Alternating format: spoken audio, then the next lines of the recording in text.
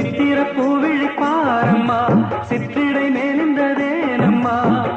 பத்து வீரல் அடைக்கத்தானம்மா முத்துரகம் எனக்கு தானம்மா